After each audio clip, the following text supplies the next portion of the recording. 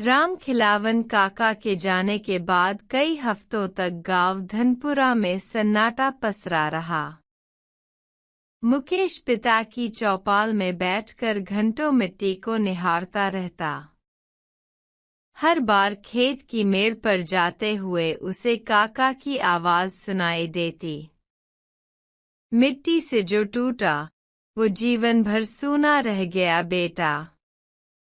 धीरे धीरे उसे एहसास हुआ कि उसके पिता की बातें सिर्फ भावनाओं की नहीं बल्कि जीवन की सच्चाई की थीं।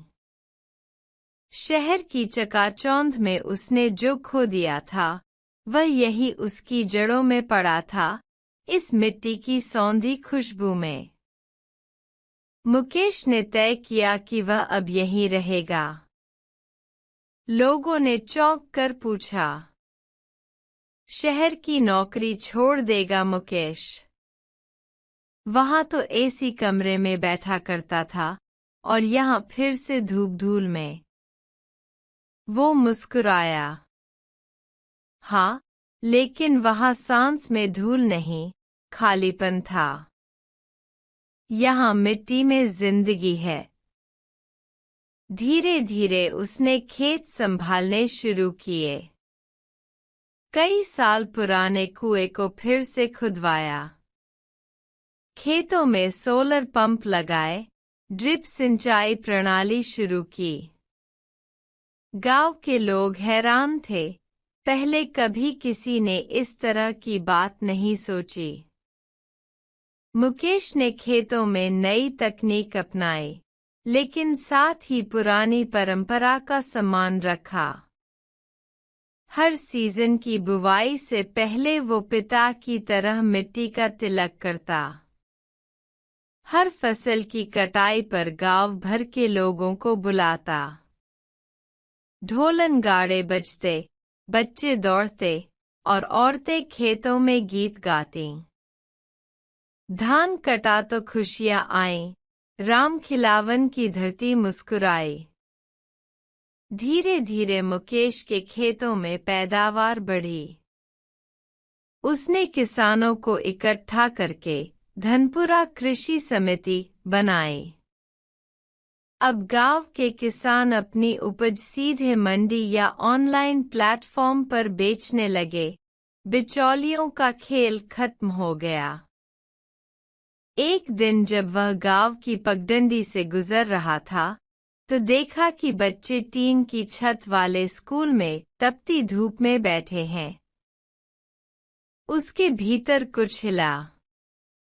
उसी शाम पंचायत में जाकर बोला, हम अपनी फसल की कमाई से स्कूल की छत ठीक करवाएंगे और बच्चों को कंप्यूटर सिखाएंगे।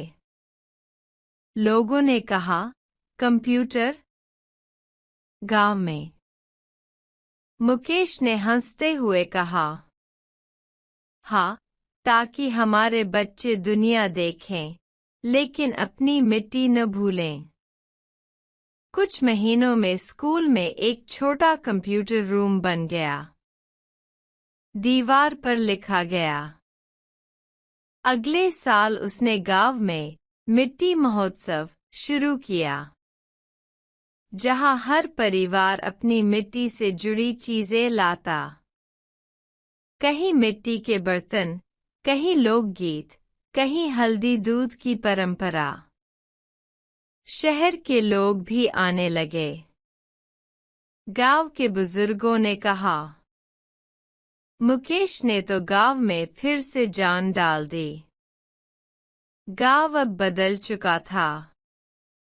न नई चमक में पुरानी खुशबू खोई थी, न पुरानी खुशबू ने नई रोशनी को रोका था। दोनों ने मिलकर गांव को जीता जागता बना दिया था। एक शाम मुकेश खेत के किनारे बैठा था।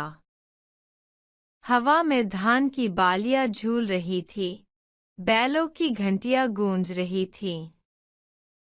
उसने मुट्ठी भर मिट्टी उठाई और मन ही मन कहा, बाबा, अब ये मिट्टी सिर्फ हमारी नहीं रही, ये सबकी है।